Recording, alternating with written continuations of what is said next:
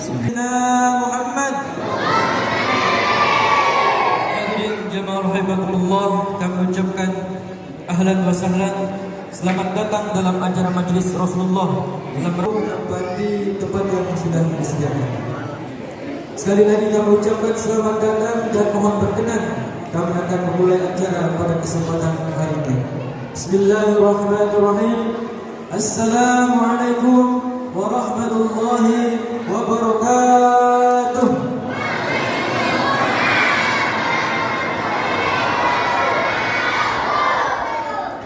Alhamdulillah, alladzi an'amana bi ni'matil iman wal islam. Ashhadu an la ilaha illallah wahdahu la syarika lah wa asyhadu anna Muhammadan 'abduhu wa rasuluh. Allahumma shalli ala sayyidina Muhammad wa ala alihi wa sahbihi ajma'in. Amma ba'du. Qala Allah ta'ala fil Qur'anil Karim, a'udzu billahi minasy syaithanir rajim. Bismillahirrahmanirrahim. Subhanalladzi asra 'abdihi laylan minal masjidil haram ila al-masjidil aqsa alladzi barakna hawlahu linuriyahu min ayatina innahu huwas samiul basir. Shadaqallahu alazim. Al-mukarram wal muhtaram para alimul ulama, para kiai, para kesepuhan, para asatidz wal asatidzah, para hujjaj, para tokoh masyarakat, wabil khusus al-mukarram al-habib Abu Bakar bin Abdul Qadir bin Syekh Abu Bakar, wabil khusus al-mukarram al-habib Muhammad bin Abdul Qadir bin Syekh Abu Bakar, wabil khusus al-mukarram al-habib Ahmad bin Abu Bakar bin Syekh Abu Bakar, wabil khusus penceramah kita pada hari ini yakni al-mukarram al-habib Hasanul Abidin bin Muhammad al-Mukhtar. Beliau adalah pengasuh pondok pesantren At-Tanwir Samarinda yang senantiasa kita tangsibi. Mudah-mudahan ditambah kemudahan Allah oleh Allah Subhanahu wa taala. Amin ya rabbal alamin. Tamu pemula yang terhormat Bapak Camat Kecamatan Kembang Jambul beserta jajarannya, tamu pemula yang terhormat Bapak Dagang yang tidak bisa kami sebutkan satu persatunya, namun insyaallah tidak mengurangi rasa ta'zim kami alladzina sami'na wa ata'na. Alhamdulillah, puji syukur kehadirat Allah Subhanahu wa taala yang telah memberikan kita taufik, hidayah beserta inayah sehingga pada kesempatan hari ini kita bisa berkumpul bermuajahah dalam satu majlis yang penuh berkah ini dalam rangka Isra wal Mi'raj dan haul berkumpul yang ke-17. Alhamdulillahirabbil alamin. Salawat dan salam senantiasa selalu tercurahkan kepada Nabi Agung yakni Nabi Muhammad sallallahu alaihi wasallam, Nabi suri tauladan bagi kita semua. Mudah-mudahan dengan berkumpulnya kita pada hari ini akan mendapatkan pengakuan sebagai umat beliau sehingga mendapatkan syafaatul uzma. Amin amin ya rabbal alamin. Allahumma shalli ala sayyidina Muhammad. Allahumma shalli ala Allah ta'ala wa barakatuh.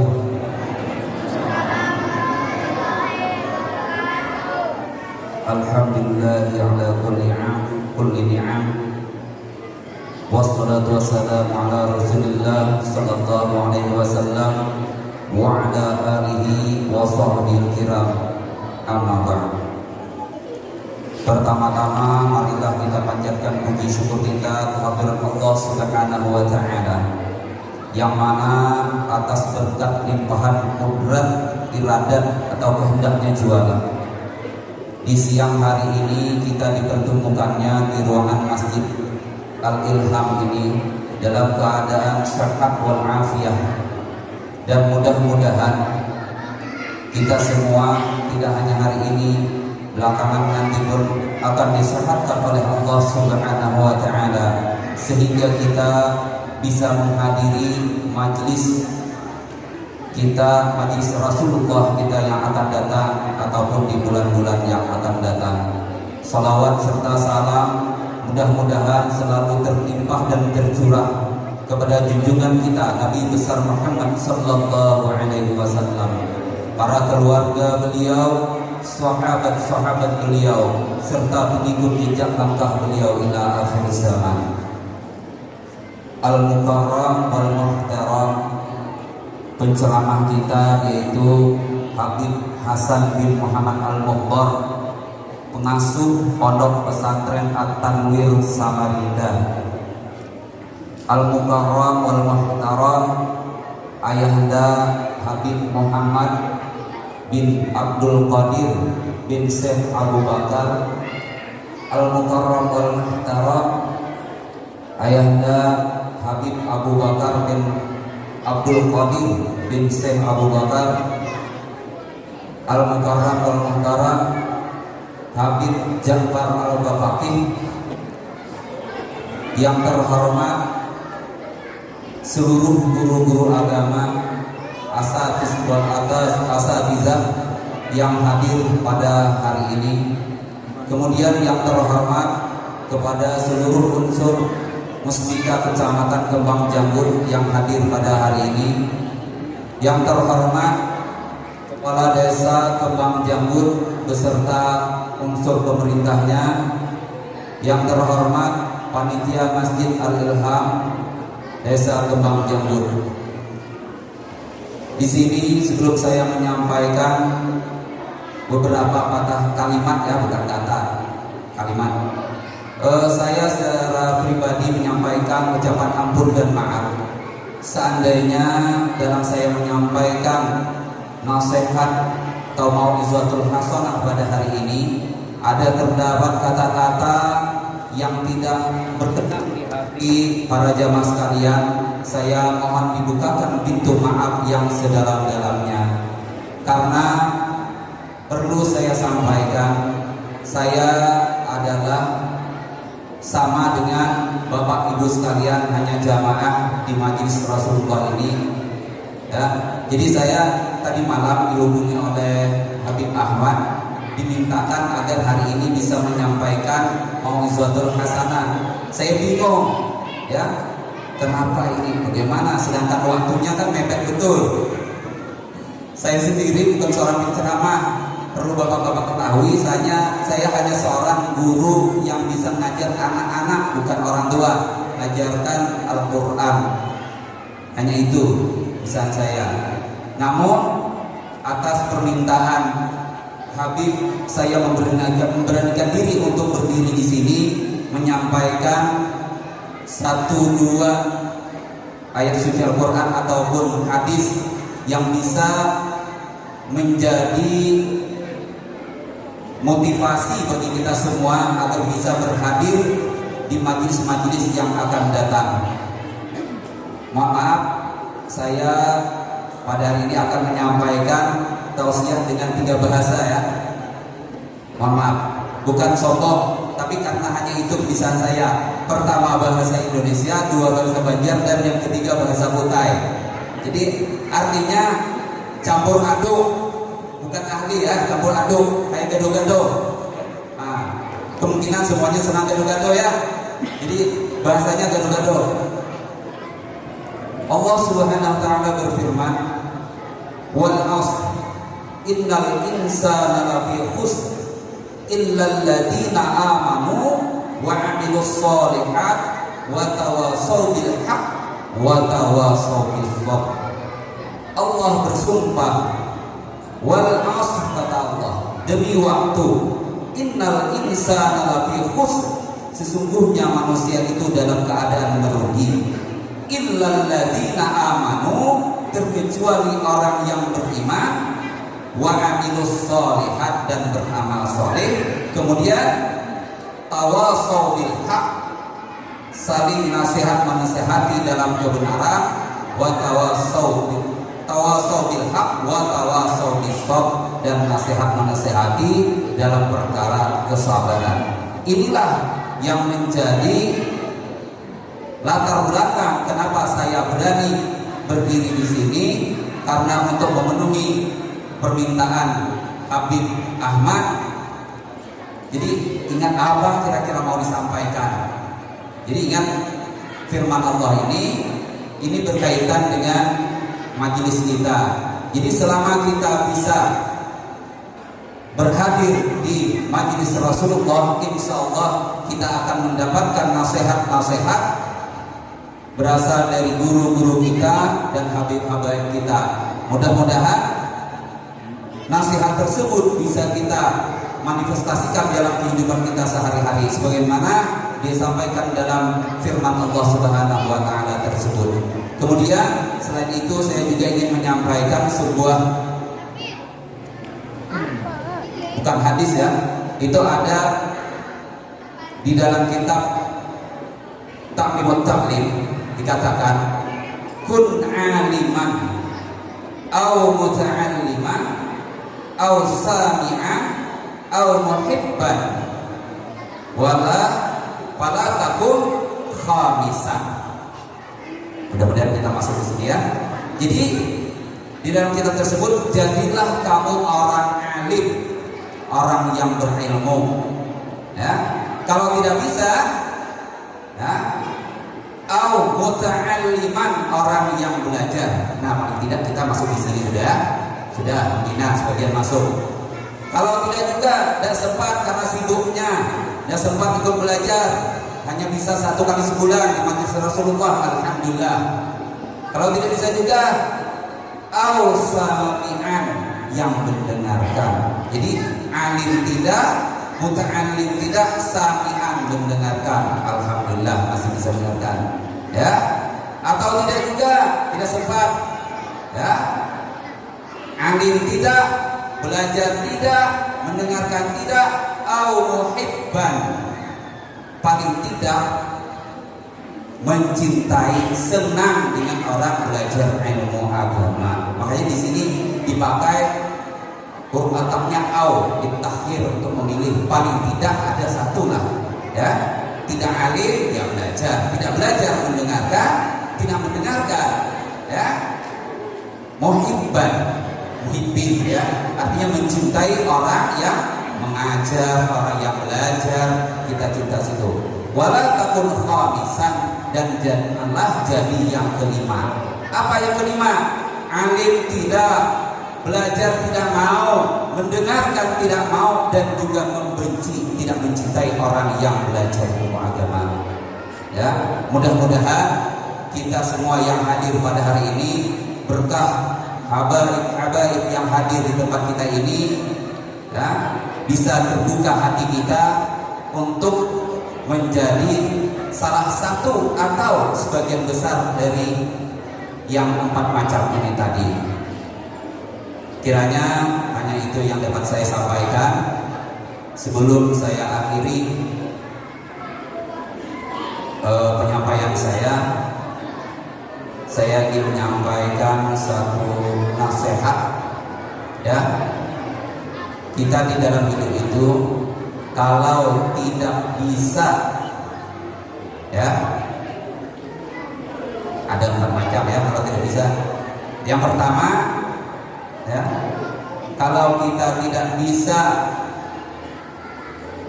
menggembirakan orang, janganlah menyakiti. Yang kedua, kalau kita tidak bisa, apa? Ada yang tahu? Ya, tidak bisa memberi kesenangan, jangan menyakiti. Kalau kita tidak bisa memuji, jangan mencela. Ada satu lagi tambahan, biasanya ini kaum perempuan yang naik bujang. Apa kata mereka? Kalau tidak bisa memberi kepastian, janganlah memberi harapan. Wallahu muwaffiq ila aqwamit thoriq. Assalamualaikum warahmatullahi taala wabarakatuh.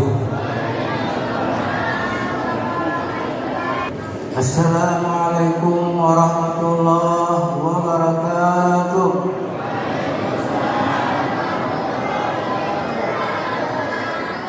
Mohon maaf, aku nyaring sedikit nih, ada bapak supaya bapak-bapak konsumen atau pendengar. Bismillahirrahmanirrahim. Alhamdulillahi rabbil alamin. Wassalatu wassalamu ala asyrafil anbiya wal mursalin sayyidina wa maulana Muhammad sayyidil mursalin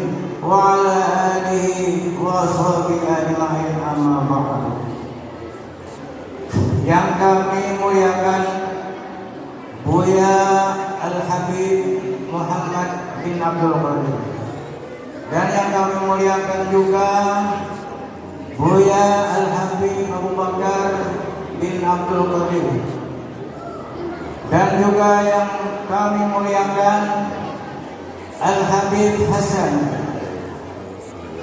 yang insya Allah nanti akan memberikan ceramah kepada kita semua. Mudah-mudahan kita dapat mengambil daripada intisari ceramah beliau. Dan yang kami hormati juga Bapak Camat atau yang mewakilinya, ada camatnya. Alhamdulillah. Yang juga kami hormati Bapak Kapolsek atau yang mewakili beliau, dan para hadirin hadirat jamaah Masjid Rasul yang dimuliakan oleh Allah Subhanahu wa taala. Terima kasih kepada panitia penyelenggara pada hari ini yang memberikan kesempatan kepada saya untuk meminta supaya saya dapat ikut ceramah itu diminta oleh Adinda Habib Ahmad. Saya sudah bilang saya tidak bisa ceramah, orang bisa lah. Cuma karena beliau artinya dianggap saya sebagai sesepuh, sebagai orang tua, beliau menghargai, menghormati orang tua dan menyayangi daripada yang muda-muda. Alhamdulillah ada seorang cucu Rasulullah diantaranya menghormati orang tua dan menyayangi orang muda. Karena beliau mengamalkan hadis Rasulullah, malam yarham sagirana walam yuwaqir kabirana falaysa. Siapa yang tidak menyayangi orang yang di bawah atau orang yang muda dan tidak menghormati orang-orang yang tua, maka kata Rasulullah tidak termasuk daripada kami. Alhamdulillah. Ini sebagai contoh kita, artinya beliau walaupun cucu Rasulullah menghormati kepada orang yang bukan cucu Rasulullah. Kan saya bukan cucu Rasulullah, cucu Nabi Adam aja. Keturunan Nabi Adam, keturunan Nabi Siti Hawa. Nah ini sebagai contoh. Jangan sampai kita artinya setelah lulus kuliah, lulus pondok pesantren, semuanya pergi ke kampung dan Tuhan dan terpakai lagi. Ini memburung karirnya, memburung jadi imam. Nah itu artinya kita tidak punya akhlak. Akhlak ini yang lebih penting. Menghormati orang tua dan menyayangi orang yang muda. Itu yang penting itu. Karena ilmu adalah di bawah daripada akhlak, di bawah daripada adab. Al-adab muqal ilmi. Adab itu adalah di atas daripada ilmu. Kalau kita punya ilmu tanpa beradab, maka ilmu kita tidak akan baik. Hanya dibilang ilmu sia-sia. Alhamdulillah ini suatu contoh. Beliau muda suka menghormati orang tua. Jadi jangan sampai kita merasa alim di kampung, yang alimnya yang masih mengincarnya. Jangan sombong. Kita jadi ustaz jangan sombong, jadi pejabat jangan sombong. Karena semuanya adalah dari Allah. Itu yang kita artinya yang kita pikirkan. Hati jangan sombong. Wala tamsi fil ardi maraha, janganlah kamu berjalan di bumi dalam keadaan sombong. Walaupun kita punya ilmu, yang merasa punya ilmu, orang kita kaya, orang kita cantik, seorang perempuan jangan merasa cantik, yang perempuan cantiknya jangan. Banyak mencantik yang lain lagi. Alhamdulillah, di sini kita diberikan takdir oleh Allah Subhanahu Wa Taala, yaitu ditakdirkan hadir dalam majelis, yaitu majelis Rasulullah Sallallahu Alaihi Wasallam. Nah di sini mohon maaf. Saya ada diberikan penceramah ini sebagai penceramah ayam kampungan, lain ayam kota. Artinya bila ayam kampung ini ceramah banyak salah daripada bujurnya, karena mau makan sembarangan. Ini ayam kampung sembarangan. Tapi kalau ayam kotanya yang rasul baik makanannya. Nah jadi sekali lagi di sini saya Saya mohon maaf kalau banyak salah-salah. Sekian aja menilai. Bila yang baik ambil, bila yang salah tinggalkan. Kamu jangan sandal, jadi baik-baiknya. Buruk pikir. Nah, ringkas saja pada hari ini saya karena tidak ada ceramah membawa langsung ke jawaban ini. Di sini, insya Allah saya menyebutkan tanda-tanda atau calon-calon orang ahli surga dan ahli neraka. Jadi mulai hari ini kita tahu nih siapa nama calon ahli surga dan siapa yang calon ahli neraka. Tahu nih. Rasulullah bersabda, saya ringkas saja karena tadi diberikan 10 menit. Amat lebih tarik aja baju saya nih. Asal jangan salah waris tarik. Dan lagi pada 10 menit. Rasulullah SAW, Inna Allah ja'ala bani Adam ala samani hisari. Yang artinya bahwasanya Allah Subhanahu wa Ta'ala ujar Rasulullah menjadikan bani Adam termasuk kita nih atas 8 macam, atas 8 perkara atau 8 golongan. Minha arba'un li ahli jannah wajhun malih. Yang pertama tanda-tanda ada 4 perkara atau ada 4 manusia itu bagi ahli surga. Yang pertama adalah wajhun malih, muka yang baik, muka yang manis. Artinya orang senyum, Pak, suka senyum, Pak, suka senyum. Kadang bahasa kita mutai, bro apa namanya, bro, meramot, bersubajar. Oh, besok bukan baru. Itu ada contoh ya aku baca makanan. Ini meramot tuh. Coba gambarin aja orangnya baik aja. Ada tangan putih itu contoh orang baik itu. Rupanya melihat pesawat kira-kira. Baik itu gambarin aja.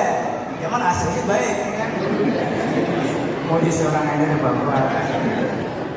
Nah, yang pertama muka jumrut itu tanda-tanda muka yang manis, yang elok, tanda-tanda orang yang ahli surga. Suka senyum, senyum sulit, ambil senyum. Cuma jangan kelewatan senyumnya, Pak. Amun senyumnya kelewatan, mulai kamu jangkut senyum terus sampai kalau sepuh. Jurang, nah. Itu kalau kita di kampung itu dari duit aja, Pak. Nah, bila beri duit 50 suruh ke warung Padang sini. Nah, ya warung Padang aja sini. Jangan dijelak. Jangan kita hinakan orang seperti itu, misalnya ada senyum terus. Mungkin itu wali bisa. Nah, bisa wali itu. Karena kita ada tahu. Jadi orang kurang bagus kita pandang itu jangan kita remehkan. Yang kan jadi wali Allah bisa. Nah, namun kayak kita nih jadi bukan wali, walu. Kalau berjarah. Nah, ini pertama, artinya muka yang manis, sudah cantik, sudah tampan, senyum pula. Nah, itu. Yang kedua adalah warisanun fasih. Itu lidah yang fasih, lidah yang baik, nanti suka menjadi orang, dan fasih juga artinya jelas lah. Nah, kayak pencerahan kan jelas nih. Kisahnya ini. Nah, jadi artinya tidak suka mencaci, mengejek orang, itu lidahnya termasuk ahli surga. Itu yang kedua. Yang ketiga, wa qalbun taqi, hati yang takwa, hati yang lembut, yang ada apa? Lumis apa namanya? Yang keras hati itu nah. Nah, jadi itu tuh tidak ada apa namanya bahasa Indonesia yang keras. Pokoknya keras lah. Nah, itu yang ketiga. Yang keempat, wayadun syahid, itu tangan pemurah. Ini yang penting, Bu, para bapak, suka memberi kepada orang 1.000, 2.000. Ini kalau para hari ini kondisinya jalankan kotak nih supaya masuk surga sudah tahan. Nyumbang kan, barang 1.000, 2.000 kan. Karena artinya kita orang yang pemurah itu suka sedekah, itu adalah termasuk bila ada yang berpenyakit, insya Allah sembuh. Dan mempadamkan daripada kemurkaan Allah orang yang suka bersedekah. Para wali-wali itu suka bersedekah. Syekh Abdul Qadir Jailani beliau naik pangkat di sisi Allah bukan karena banyaknya sholat, bukan karena banyaknya puasa, tapi beliau Syekh Abdul Qadir Jailani pangkat beliau tinggi di sisi Allah karena murah tangan, suka bersedekah. Jangan pelit kok, para bapak jangan pelit. Jangan suka pelit. Orang pelit itu hampir dari api neraka jauh pada surga. Dan orang yang pelit itu adalah jauh daripada manusia. Makanya kita harus rajin bersedekah. Hari ini kalau para bersedekah seberataan, jadilah orang penyedekah, orang yang murah tangan, pejabat murah tangan, kiai murah tangan. Walaupun kiai bila tidak penyedekah atau begini terus kikir, itu tidak akan diridai Allah. Walau kan Zaidan, walaupun dia seorang kiai yang syahid Uhud, tapi kikir itu tidak baik. Yang penting kita apabila banyak kesalahan, karena kesalahan itu bisa dipadamkan dengan sedekah.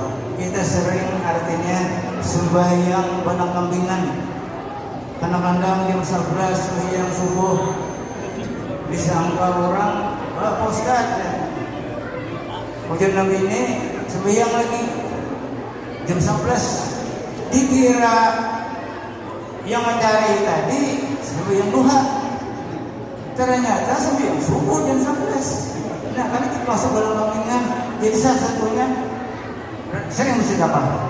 Nah, dianjurkan sering bersedekah karena para wali itu ketujuh suka bersedekah. Jadi kita seorang rakyat biasa suka bersedekah, seorang ada pejabat suka bersedekah, seorang kiai itu harus sedekah, para pengusaha bersedekah. Karena itu adalah daun marakapun bersedekah. Wajah Rasulullah, ubati penyakit kamu itu dengan sedekah. Nah, jadi bila kita banyak penyakit ini, kolesterol, asam urat, macam-macam, banyak yang bersedekah. Nah, itu yang anjuran. Kemudian, saudara, sikat lagi.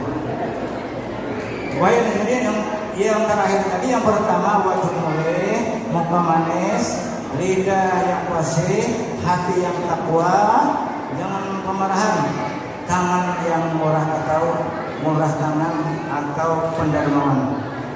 Dan yang keempat ahli neraka. Ahli neraka ini muka yang jemurut, masam, muka yang hujan terus, rambutnya. Artinya berdapat aja kan mau senyum. Nah, itu orang tanda-tanda ahli neraka. Jadi ubah menjadi tobat nih kalau ada yang kayak kemohan. Nah, jadi harus senyum terus kan. Nah, kalau tadi jangan melewatkan senyumnya. Dan yang kedua ahli neraka adalah tanda-tanda ada calon ahli neraka, lidah yang jahat. Nah, suka menyakiti orang dan hati yang kasar. Yang kelima adalah tanda-tanda ahli neraka adalah tangan yang kikir, tidak mau terbuka tangan. Nah, duit banyak nih sih, cuma sama bokap pada mau, menyumbang ke majelis mau. Nah, yang kikir namanya. Jadi bertobat mulai sekarang, jangan jadi orang kikir. Nah, mungkin sampai di sini yang dapat saya sampaikan. Mohon maaf atas segala kesalahan yang dilakukan. Wabillahi taufiq wal hidayah. Waktu dan tempat kami persilakan. Allahumma shalli ala sayyidina Muhammad. Allahumma shalli ala sayyidina Muhammad.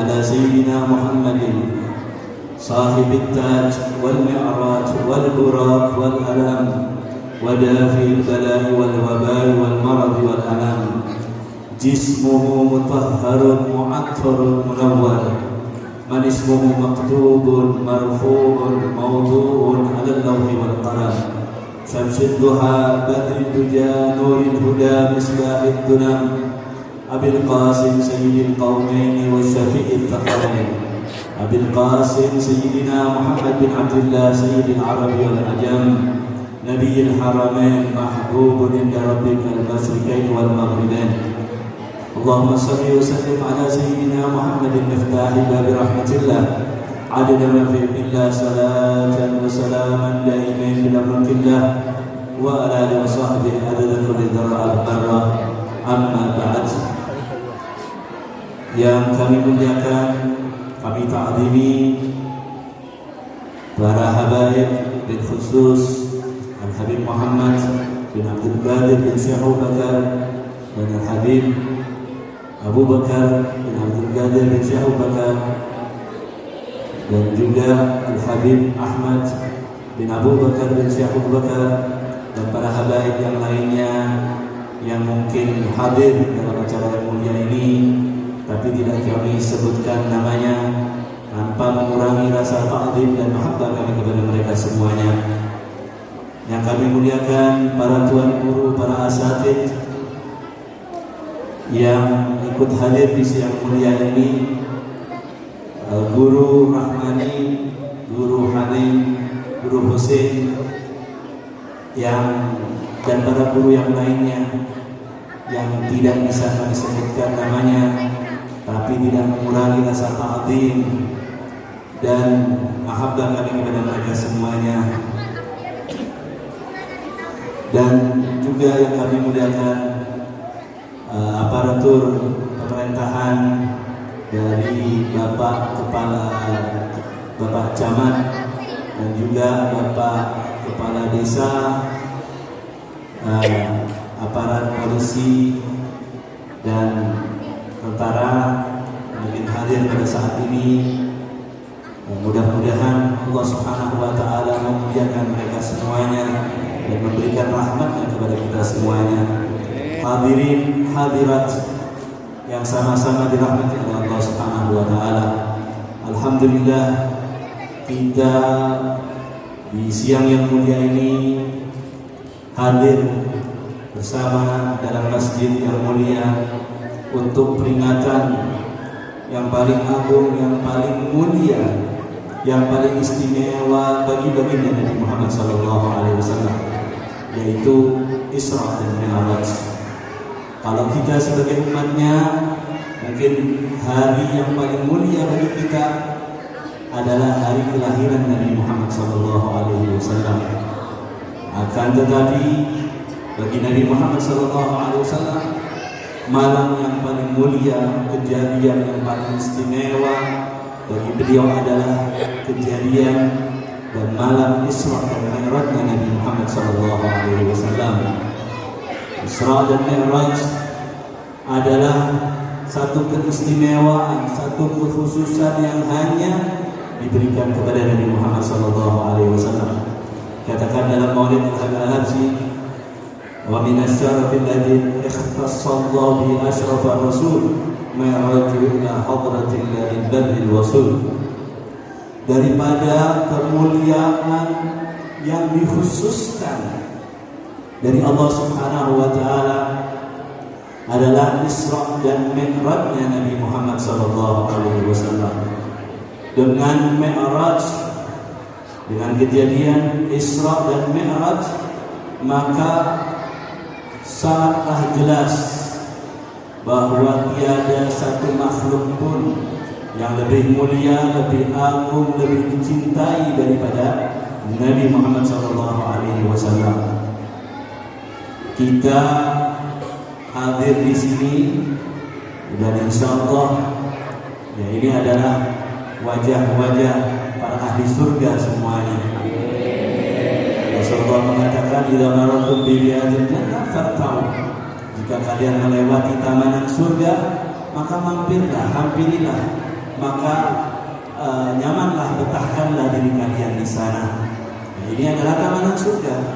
Ya, kita berzikir, kita memperingati daripada Isra Mi'raj, juga sekalian haul daripada haul Abah Kudus kumpul.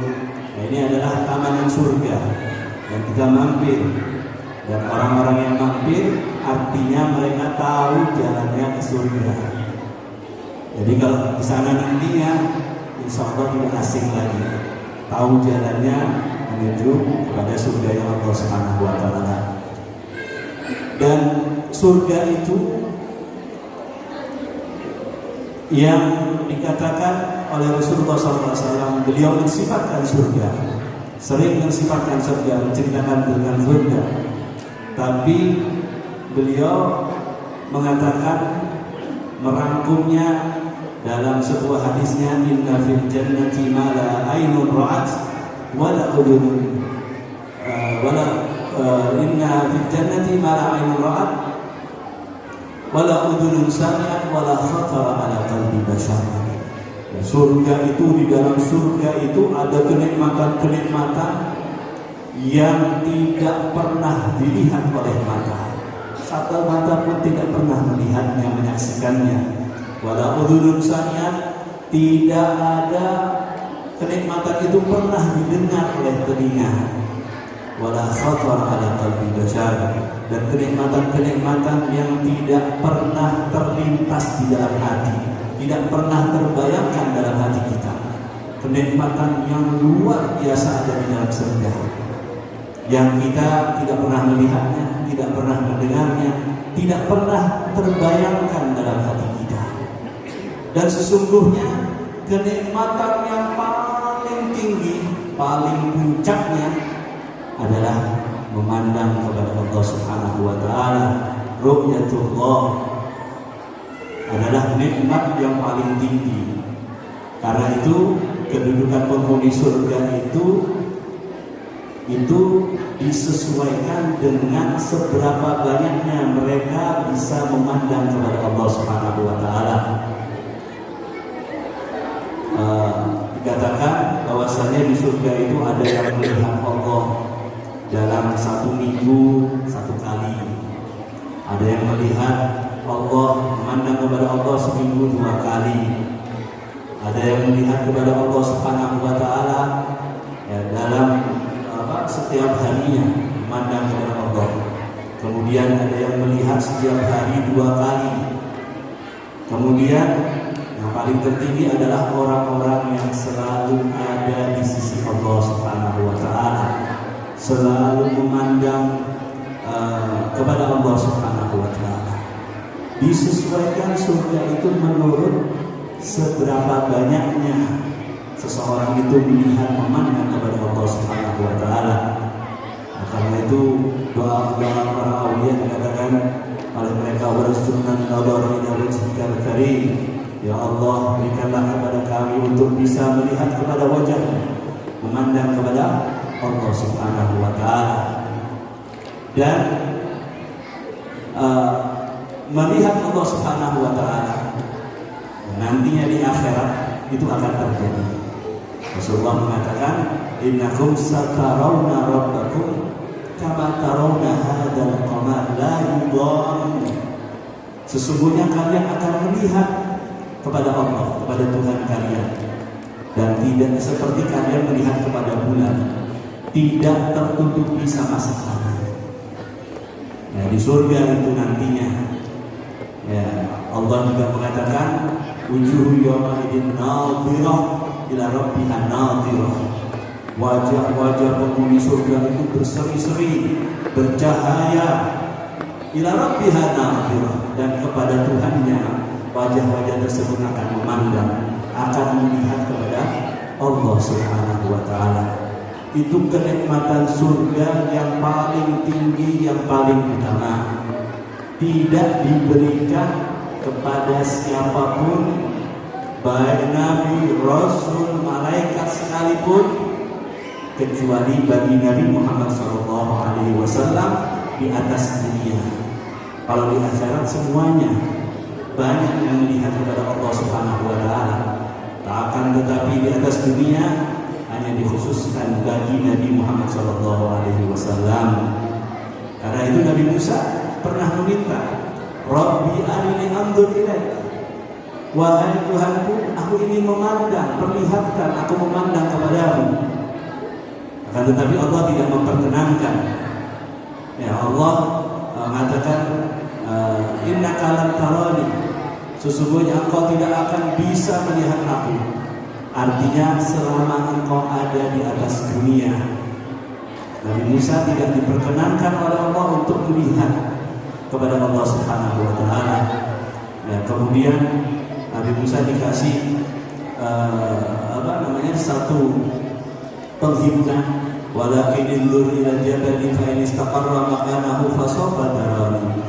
Falamma tajalla rabbuhu ja'ala lil jabali dakka wa kharra Musa sa'iqa. Allah mengatakan, akan tetapi kamu lihat wahai Musa kepada gunung yang kokoh, yang kuat tersebut, gunung batu. Dan jika gunung tersebut engkau lihat dia tetap di tempatnya, maka engkau akan bisa melihat aku. Kemudian Allah Subhanahu wa taala bertajalli, menampakkan sedikit daripada pantulan cahaya Allah Subhanahu wa taala ke gunung tersebut, dan gunung tersebut tidak sanggup, tidak bisa melihat pantulan cahaya daripada Allah Subhanahu wa taala, sehingga gunung tersebut dia goncang, goyang gempa, dan Nabi Musa melihat itu. Kemudian Nabi Musa pingsan. Tidak diberikan kepada Nabi Musa alaihissalam, akan tetapi hanya khusus diberikan kepada Nabi Muhammad SAW. Nabi Muhammad mendapatkan di atas dunia, mendapatkan kenikmatan surga yang paling tinggi, yaitu melihat Allah Subhanahu wa taala di dalam kejadian Isra dan Mi'raj. Dan betapa agungnya Nabi Muhammad SAW. Dibacakan ayat subhanalladzi asra bi 'abdihi lailan minal masjidil haram ilal masjidil aqsa alladzi barakna hawlahu linuriyahu min ayatina innahu was-sami'ul basir. Nabi Muhammad diperjalankan oleh Allah Subhanahu wa taala dari Masjidil Haram ke Masjidil Aqsa, kemudian sampai ke atas langit ke Sidratul Muntaha dan bertemu dengan Allah Subhanahu wa taala. Nabi Muhammad Isra Mi'raj dikatakan dengan jasad beliau, bukan hanya ruh, akan tetapi dengan jasad beliau, dengan pakaian beliau, bahkan dengan sandal atau terompa yang beliau pakai. Karena itu seorang ulama Sayyidina Yusuf An-Nabhani, beliau mengarang sebuah syair mengatakan, fa'ala jami'il qawli na'lu Muhammadin alat fajami'u khalqi tahta dhilli ni'alihi. Seluruh yang ada di alam semesta itu ada di bawah naungan sandal daripada Nabi Muhammad SAW. Laqad nudi ya Musa khilaf wa alal gurbi lam yu'mar bi khalqi alihi. Kemudian dikatakan di atas Gunung Tur, ya, Gunung Tur adalah gunung di mana Nabi Musa alaihissalam jika ingin mendengarkan firman Allah Subhanahu wa taala secara langsung, ya, yang itu diletakkan, ditaruh di sebuah pohon, ya, Nabi Musa naik ke Gunung Tur untuk mendengarkan firman Allah secara langsung. Ya, itu Nabi Musa kalau naik ke gunung tersebut, sebelum naik diperintahkan, copotlah sandalmu. Ya Musa, khla'na 'alaika fa innaka bil wadi muqaddas tuwa. Wahai Musa, copot sandalmu. Sesungguhnya engkau ada di tempat yang dimuliakan, disucikan oleh Allah Subhanahu wa taala. Nabi Musa mau naik gunung, disuruh copot sandalnya di bawah untuk mendengarkan kalam Allah Subhanahu wa taala. Tapi Nabi Muhammad dekat dengan Allah Subhanahu wa taala, di atas arsy, melampaui segala-galanya, berjumpa dengan Allah Subhanahu wa taala. tidak pernah diperintahkan untuk melepas atau mencopot sandalnya atau terompanya. Terompa yang sangat mulia, yang sangat agung, yang sangat tinggi kedudukannya, terompa yang pernah ada di seluruh atas makhluk dunia, ada di atasnya, dan semua makhluk ada di bawah naungan daripada Nabi Muhammad SAW, naungan sandalnya Nabi Muhammad SAW. Karena itu terompa tersebut dimuliakan sampai-sampai digambarkan. Kan ada gambar terompa di atas kepala, kopiah kadang-kadang. Ya, itu terompa bukan terompa sembarangan, terompa yang Nabi Muhammad. Ya, walaupun hanya bentuknya saja, tapi pasti memiliki kemuliaan karena pernah dipakai oleh Nabi Muhammad dalam Isra dan Mi'raj, ya, berjumpa dengan Allah Subhanahu wa Ta'ala.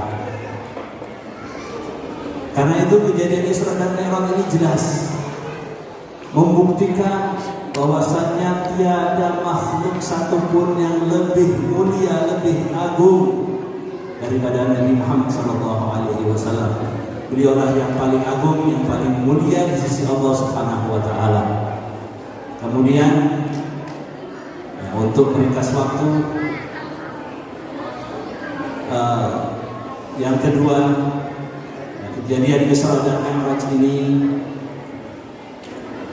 kita banyak cerita daripada kejadian Isra dan Mi'raj, cerita yang penuh hikmah, ya, cerita yang penuh dengan hikmah semuanya, akan tetapi yang paling penting, yang paling utama daripada kisah Isra dan Mi'raj adalah yang paling akhir, yaitu kewajiban sholat 5 waktu.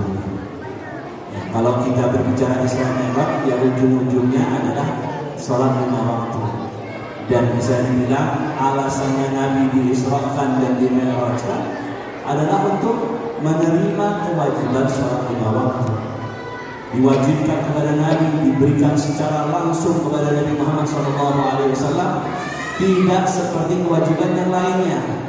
Ya, rukun iman, rukun Islam kita kan cuma ada 5, syahadat, ya, kemudian sholat, zakat, puasa, haji. Ya, semua itu kewajibannya itu tidak ada Nabi Muhammad diundang, dibawa, diisrakan, mi'rajkan kecuali hanya sholat. Ya, masalah zakat, Allah cukup memerintahkan malaikat Jibril, puasa juga begitu, haji juga begitu. Allah hanya cukup memerintahkan malaikat Jibril membawa ayat dari Allah Subhanahu wa Ta'ala untuk diwajibkan kepada Nabi Muhammad dan seluruh umatnya. Hanya sholat saja Nabi Muhammad itu sampai dipanggil, diundang untuk datang ke hadapan Allah Subhanahu wa Ta'ala untuk menerima kewajiban sholat. Dan karena sholat itu juga Nabi Muhammad menjadi mulia, menjadi agung, semua makhluk ada di bawahnya karena kewajiban sholat. Nah, kita lihat betapa pentingnya sholat ini, yang paling utama daripada agama yang kita anut, yang kita beragama dengannya. Ya, karena itu Rasulullah SAW mengatakan dalam hadisnya, as-salatu imaduddin, sholat adalah tiang agama. Faman aqamaha faqad aqamad-din, wa man hadamaha wa man tarakaha faqad hadamad-din. Sholat adalah tiang agama, barang siapa menegakkannya, menjalankannya, maka dia telah menegakkan agama. Barang siapa meninggalkannya, maka dia telah menghancurkan agama. Sholat tiang agama yang paling utama. Dan Rasulullah mengatakan aqama, arti aqama menegakkan, yaitu terus menerus menjalankannya. Dan setiap dalam Al-Quran, ya, sholat itu pasti digandeng dengan lafaz aqama atau iqam, pakai lafaz masdar, ya, pakai aqama atau muqim atau yang sejenisnya. yang artinya menjalankannya secara terus-menerus, bukan hanya sekali 2 kali atau setahun sekali, waktu hari raya saja tidak kerjakan, tapi rutin terus-menerus sepanjang hidupnya. Zuhur, asar, maghrib, isya, subuh, setiap hari dikerjakan. Itu yang dikatakan muqimus shalah, menegakkan sholat.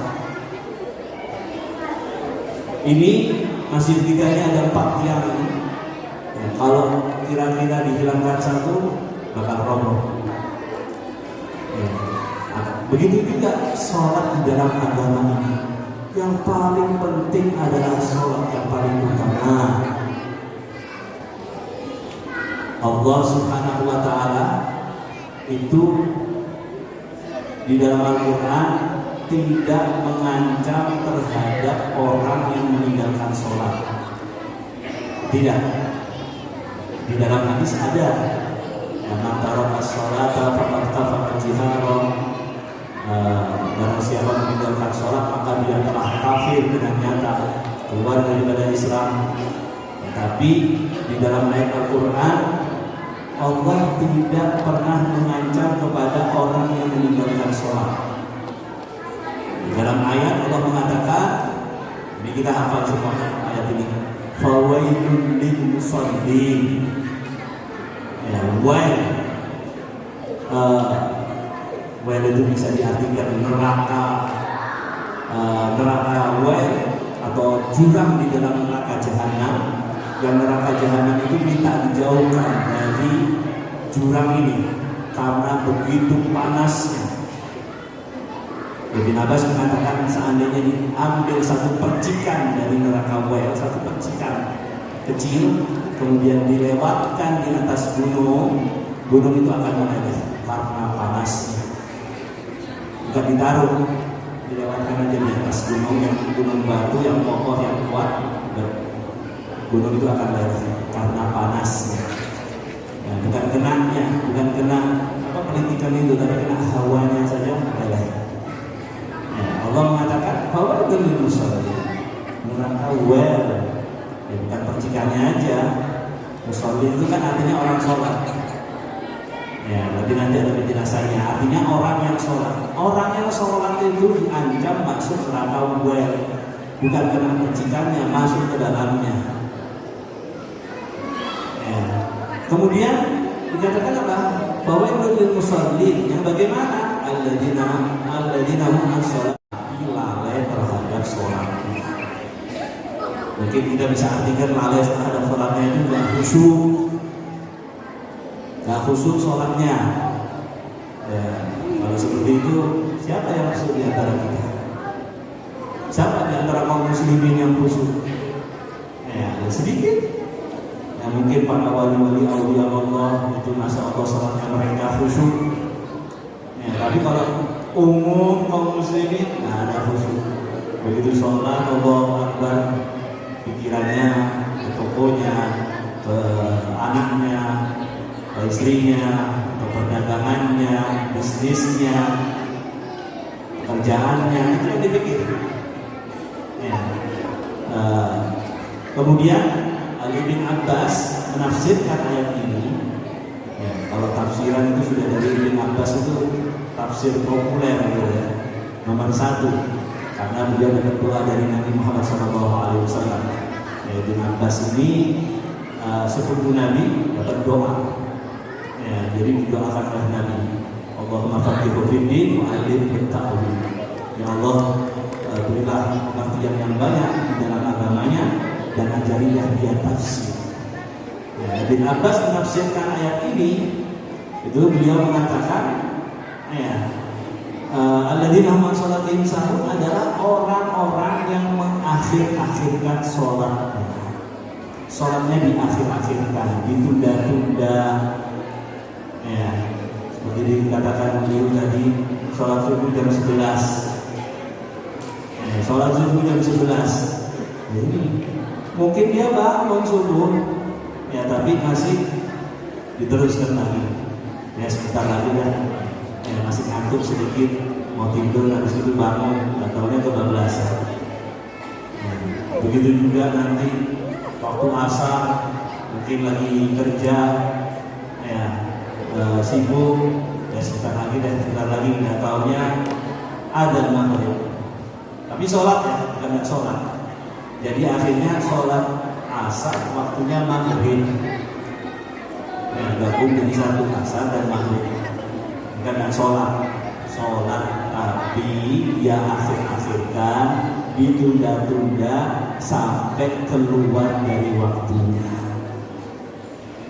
Ini ancaman bagi orang yang seperti itu, masuk dalam neraka wel. Ya, artinya kalau orang tidak sholat, pikir sendiri, ya, bayangkan sendiri bagaimana adabnya, bagaimana siksanya. Orang yang terlambat aja sampai keluar waktu, itu seperti itu siksanya, seperti itu adabnya, diancam masuk neraka wel. Ya, ini ingat, ya Allah mengatakan fawailun lil musallin, celaka atau masuk neraka wel orang-orang yang sholat, bukan tidak sholat, ya, tapi di luar waktu dapat ancaman seperti itu. Ya, dan termasuk di dalam kejadian Isra dan Mi'raj, Nabi melihat dalam salah satu yang beliau lihat, ya, karena Allah mengatakan dinuriyahu min ayatil kubra, agar kami menampakkan, memperlihatkan kepada Nabi Muhammad tanda-tanda daripada kebesaran Allah. Termasuk tanda tersebut, Nabi melewati satu kaum, rudihat ru'usuhum bihijaratin min nar. Jadi Nabi melewati satu kaum, kepala mereka itu ditumbuk dengan batu dari bebatuan api neraka. Kepalanya ditumbuk, hancur kepalanya. Ya, mungkin kita bilang otaknya berserakan, sudah hancur. Kemudian dikembalikan lagi. Kemudian setelah kembali lagi utuh, ditumbuk lagi dengan bebatuan dari api neraka, hancur. Begitu terus. Setiap dihancurkan, ditumbuk dengan api neraka, batuan api neraka, kembali lagi. Setiap kembali ditumbuk lagi, begitu seterusnya, tidak selesai. Kemudian Nabi bertanya kepada malaikat Jibril, ya Jibril, man haula? Wahai Jibril, siapa mereka ini? Kemudian Jibril mengatakan, haula'i qaumun min ummatika alladzi tataqalu rusul anis sholatil maktubah. Dia mengatakan ini adalah kaum daripada umatmu yang kepalanya berat untuk melaksanakan sholat wajib. Jadi mengatakan berat, artinya malas, bukan tidak mengerjakan, bukan tidak mengerjakan. Jibril tidak mengatakan inilah umatmu yang meninggalkan sholat, yang tidak pernah sholat, misalnya begitu. Tidak, berat, artinya mereka sholat tapi berat untuk melaksanakannya. Ya. Ini kalau dicocokkan dengan ayat tadi, artinya mereka menunda-nunda, mengakhirkan sholatnya sehingga keluar daripada waktunya.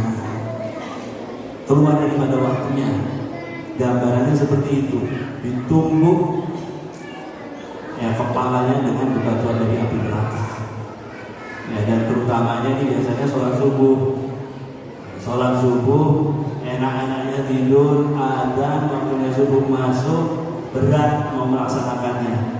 Sebentar lagi ya, ditunda-tunda, akhirnya sampai mataharinya keluar, ya waktunya sholat duha masuk, akhirnya sholat subuh. Ini kan yang terjadi kepada kita.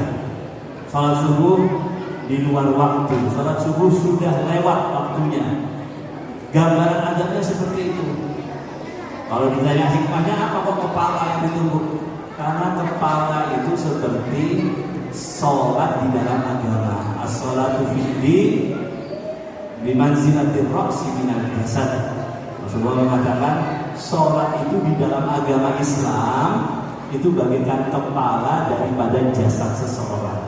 ibarat jasad ini adalah Islam, ya, kepalanya itu adalah sholat. Ya, jadi orang tidak mungkin hidup tanpa kepala. Kalau tanpa tangan, tanpa kaki, atau semuanya deh, tangannya dua-duanya tidak ada, kakinya tidak ada, sekalipun masih bisa hidup, asal kepalanya ada. Begitu juga Islam tidak akan ada dalam diri seseorang kecuali dia menjalankan sholat. Harus sholat. Tidak ada satupun yang lepas daripada kewajiban sholat. Ada yang lepas daripada kewajiban sholat? Tidak ada.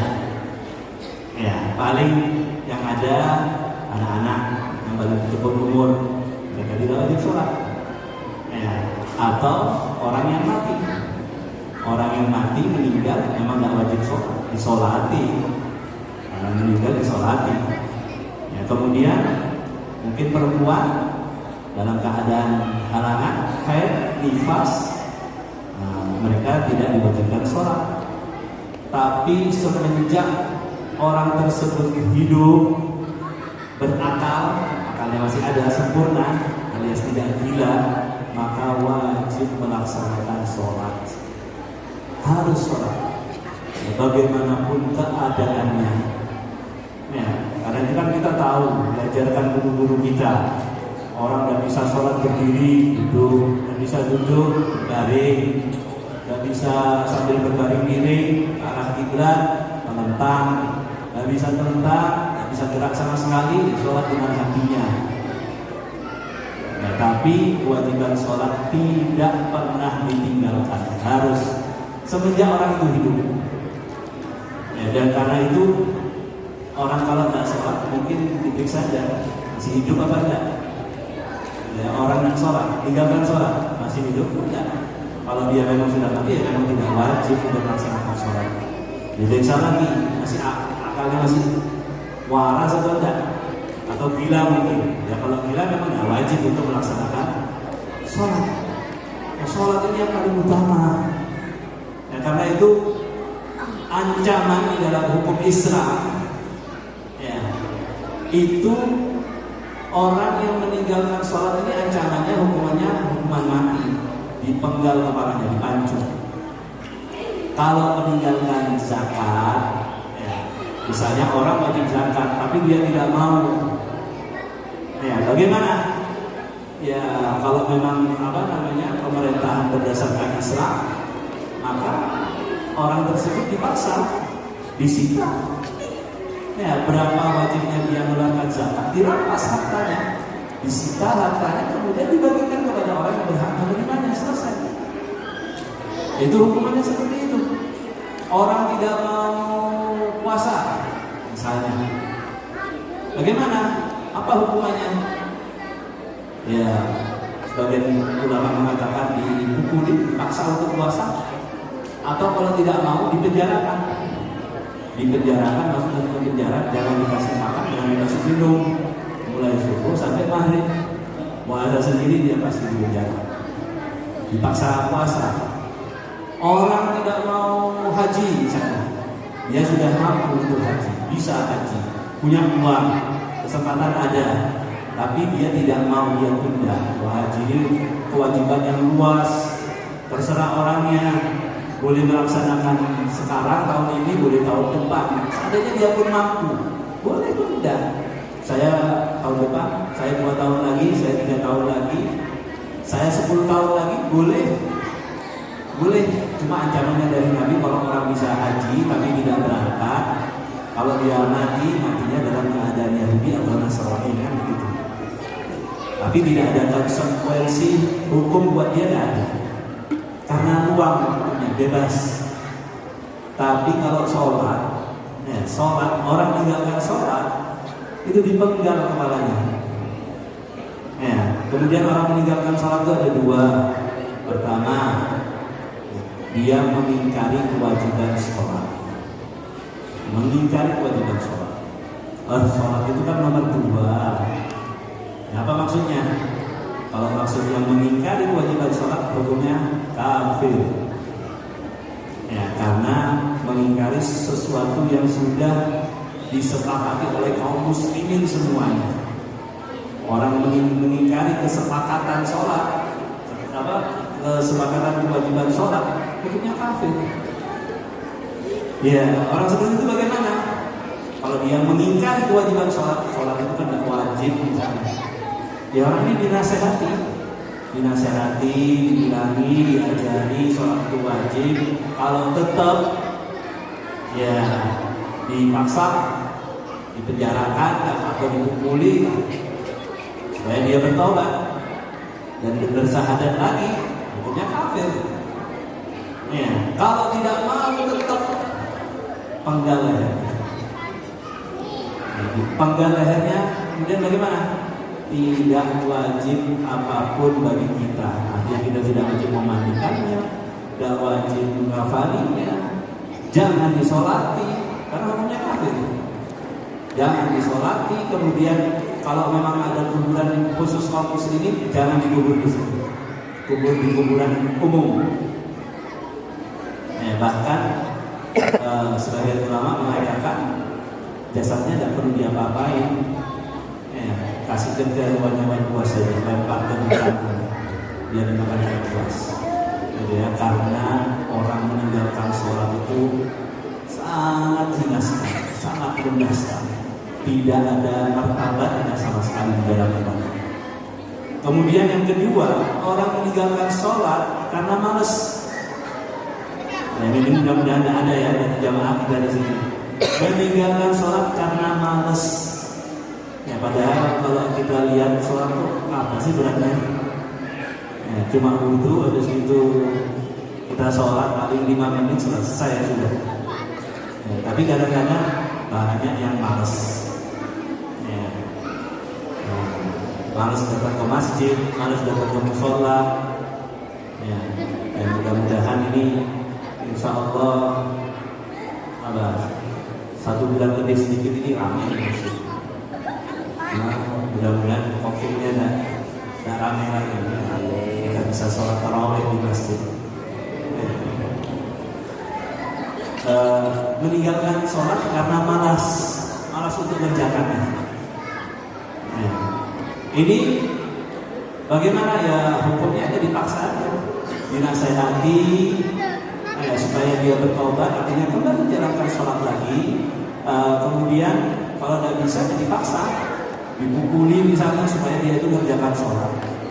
Ya, seandainya tetap tidak mau, dia tidak mengingkari kewajiban sholat, cuma males mau mengerjakannya. Kalau sudah dipaksa seperti itu tidak mau, sama juga hukumannya dipenggal lehernya. Ya, dipenggal, kemudian tapi ini dihukumi muslim. Wajib bagi kita untuk memandikannya, mensolatinya, mengkafaninya, mensolatinya, dan kita menguburkannya di kuburan kaum muslimin. Ya, dan perkara dia tidak sholat itu karena malas, ya terserah hukumnya kepada Allah. Ya. Nah, ini hukuman orang yang meninggalkan sholat seperti itu, dipenggal lehernya, bukan main-main. Ya. Allah Subhanahu wa Ta'ala, karena itu kita harus memperhatikan kewajiban sholat ini.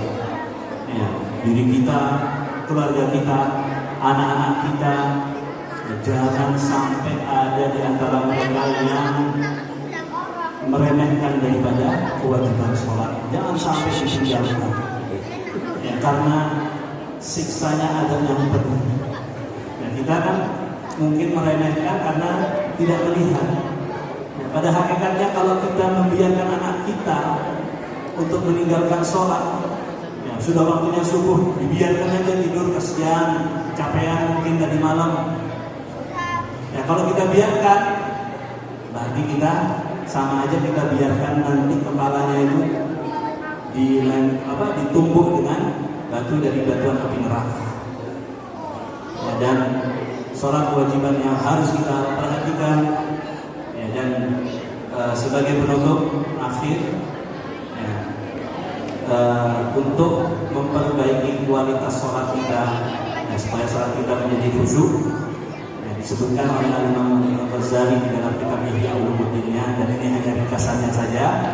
Ya, mungkin nanti bisa dipelajari, dilihat.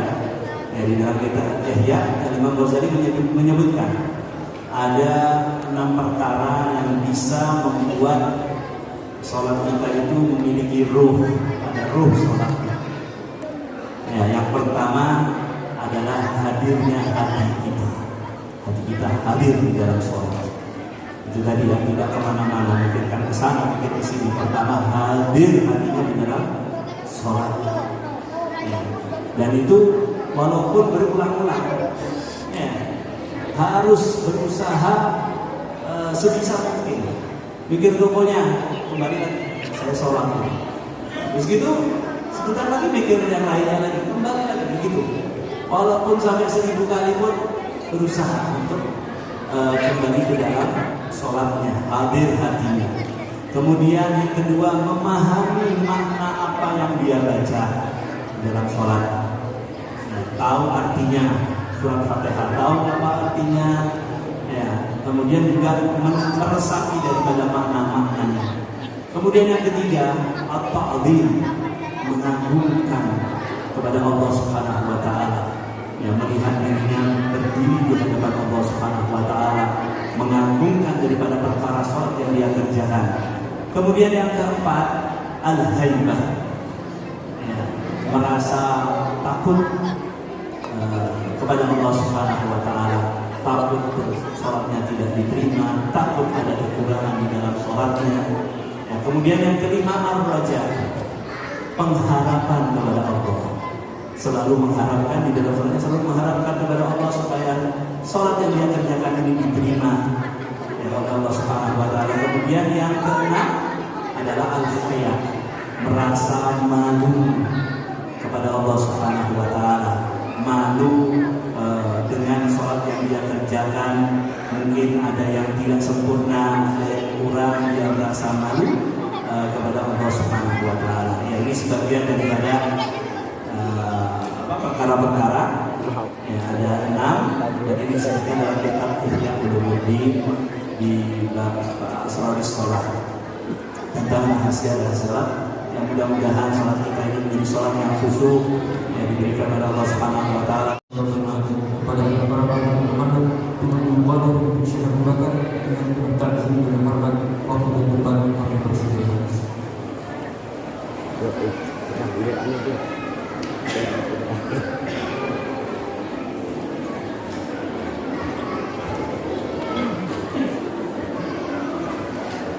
Bismillahirrahmanirrahim.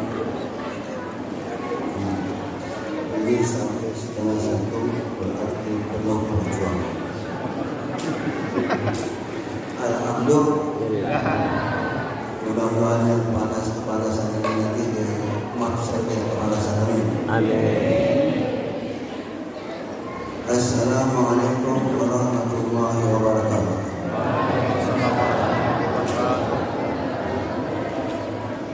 Ini salam pertama ini pengetesan suaranya masih full, ternyata sudah tinggal 30%. Jadi saya ulang salam ini, mudah-mudahan yang jawab salam saya ini besok dikasih duit yang banyak sama Allah. Yang belum punya jodoh mudah-mudahan dapat jodoh yang baik. Bapak-bapaknya nggak usah ditanya. Yang punya hutang mudah-mudahan bisa bayar hutangnya. Yang di rumahnya suka ribut mudah-mudahan rumahnya jadi mawaddah warahmah. Assalamualaikum warahmatullahi wabarakatuh.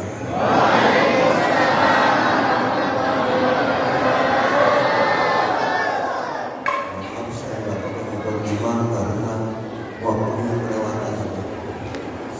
Jadi Rasulullah SAW bersabda, qala Rasulullah, la yaqudu qaumun yadhkuruna Allah illa hafathumul malaikah wa ghashiyatuhumur rahmah wa nazalat alaihim sakinah wa dzakarahumullahu fi man indah. Rasulullah SAW bersabda, tidaklah satu kaum seperti kita yang duduk bersama-sama berzikir dengan Allah illa hafathumul malaikah, kecuali mereka diliputi oleh para malaikat. dicurahkan rahmat dan turun kepada mereka ketenangan, dan Allah membawa mereka di sekitar para malaikat. Mari kita sebentar kita berpikir, kita mohon kepada Allah dengan berkat zikir tadi itu turun rahmat, dan dengan berkat rahmat itu kita mengambil kesempatan, mudah-mudahan dengan rahmat Allah ampuni dosa kita. Sebab yang sekalian bahagia, tidak turun bencana apa saja namanya bencana, kebakaran, gempa bumi, gorong-gorong di sana banjir tak bisa masuk mobil, ya kan? Itu bencana semua. Kegelisahan, rezeki seret, semua itu tidak turun kecuali karena dosa, dan tidak diangkat kecuali dengan tobat dan istighfar. Kita tahu sejarah Nabi Adam, Quranul Karim yang jelas, manusia pertama mewakili Nabi Adam diciptakan oleh Allah, ringkasnya dikasih ilmu, kemudian sujud seluruh makhluk, malaikat sujud, bayangin aja, jin harus semua sujud, bukan sujud ibadah, sujud penghormatan. Kemudian dihunikan di surga, tinggal di surga tanpa masalah. Gak ada kebakaran, gak ada gempa bumi, gak ada ribut, gak ada macam-macam, gak ada corona, gak ada mikro corona. Gara-gara satu dosa, turun bumi bermasalah. Jadi gak ada obatnya lagi sudah, gak ada obatnya, percuma gak ada obat. Itu syaratnya saja. Obat itu syarat. Syaratnya. Jadi cara untuk menghilangkan masalah, lepas dari masalah, bertobat dan beristighfar kepada Allah SWT. Mari kita berpikir dan bertobat. Dan kita dalam kesempatan yang berbahagia ini, dalam zikir berjamaah ini punya sir sendiri. 40 orang yang berduduk bersama, salah satu yakin ada walinya itu pasti diterima doanya. Apalagi alhamdulillah kita banyak. Nah, kita besarkan hati kita, tapi harus sungguh-sungguh bertobat. Kita ingat dosa kita, kita hadirkan dosa kita saat ini. Mulai kita balik. Sudah dosa apa saja yang sudah kita kerjakan? Berapa banyak sholat kita sudah tinggalkan? Berapa banyak puasa kita lalaikan? Berapa banyak perbuatan keji? Berapa banyak dosa besar, dosa kecil semua yang kita kerjakan sampai saat ini? Mungkin sampai akan datang. Jujur Pak, kalau kita dengan dosa kita, rasanya kita ini putus asa. Rasanya nggak mungkin diampuni. Tetapi alhamdulillah, dengan sebab Allah yang Maha Pengasih lagi Maha Penyayang, Allah berfirman di dalam Al-Quran, surat Az-Zumar, Qul a'udzu billahi minasyaitonir rajim. Ya, kita syukuri, nggak dengar di sana. Ya, mati lampu ya. Kita tunggu. Kita tunggu. Jadi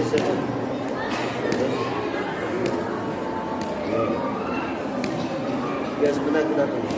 Kalau ini saya bilang.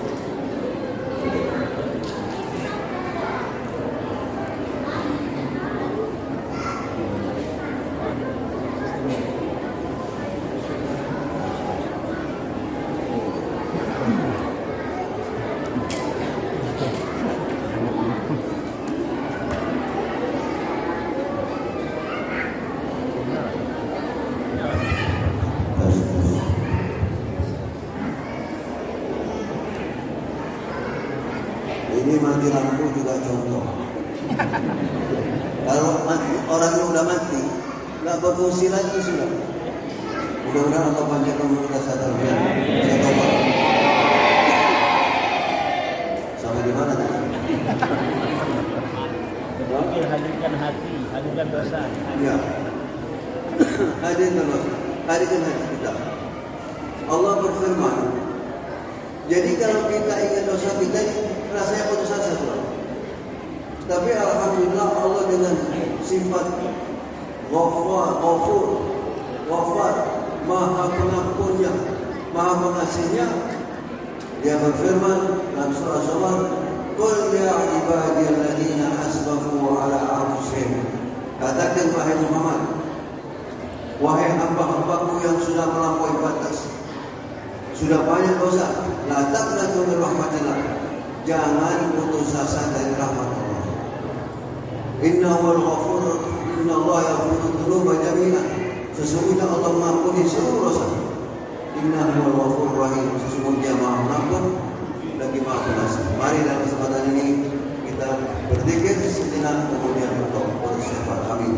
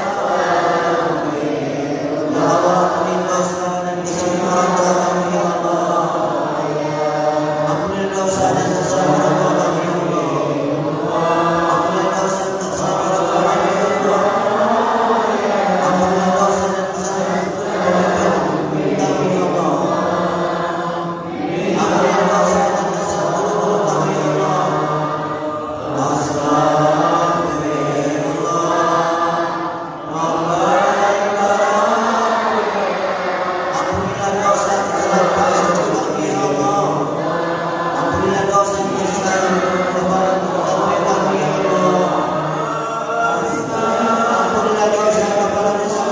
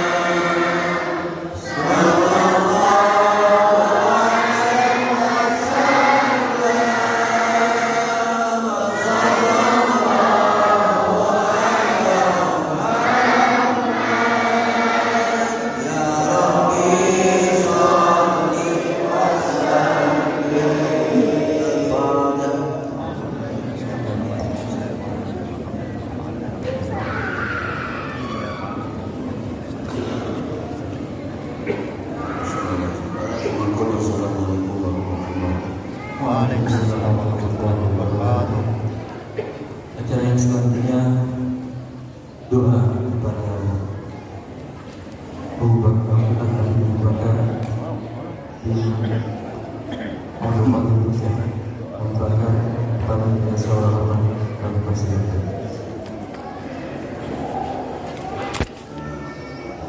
Assalamualaikum warahmatullahi wabarakatuh.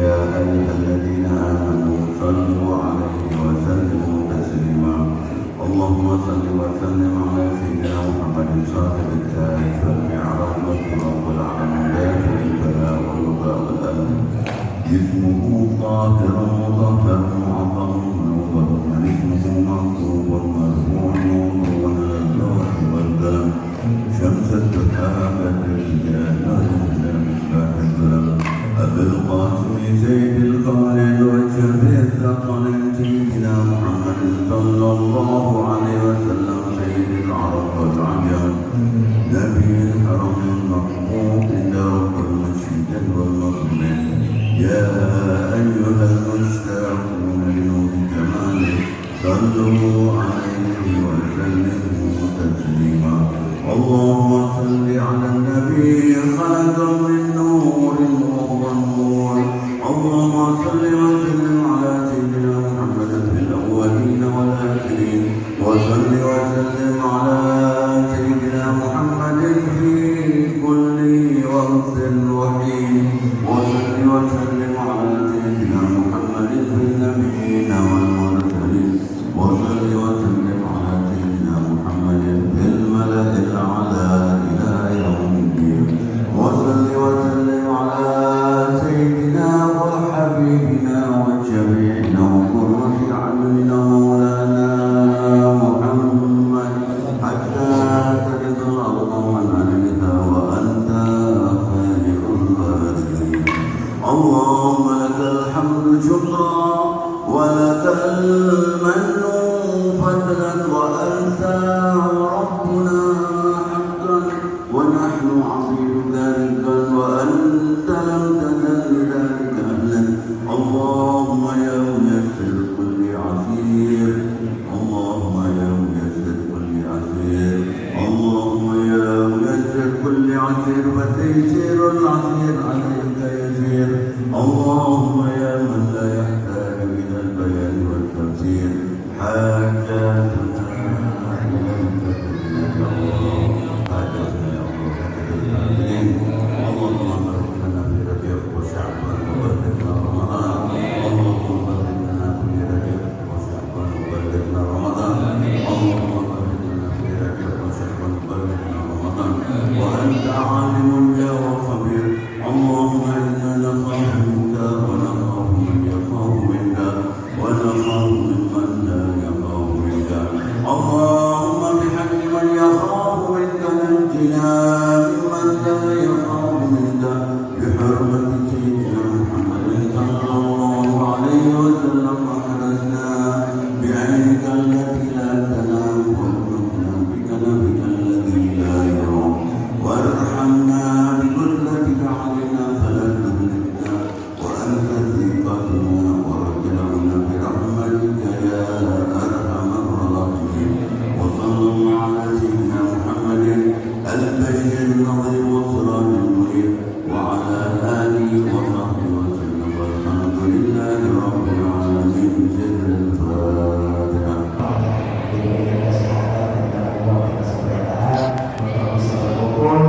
di hari Sabtu tanggal 26 Desember.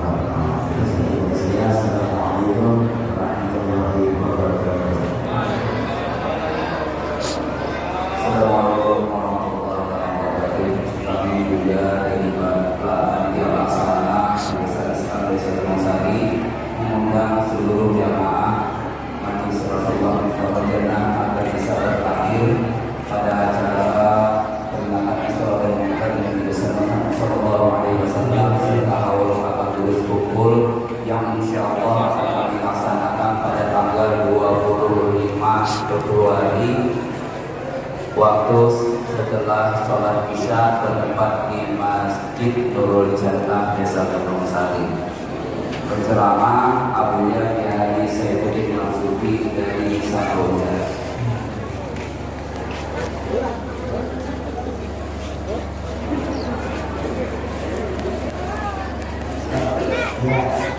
dari kemarin tapi tanggal 26 Februari.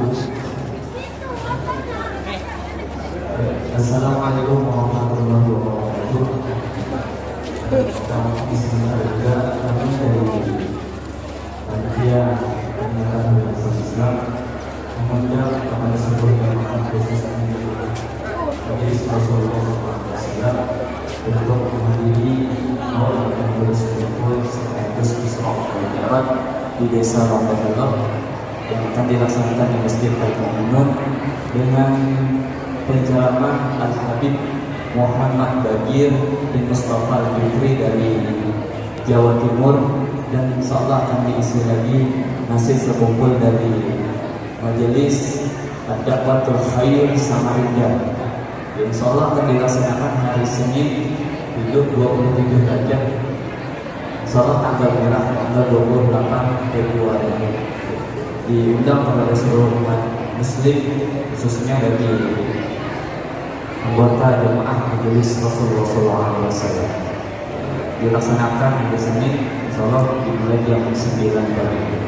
Atas perhatiannya kami ucapkan terima kasih. Wabillahi taufiq wal hidayah. Wassalamualaikum warahmatullahi wabarakatuh.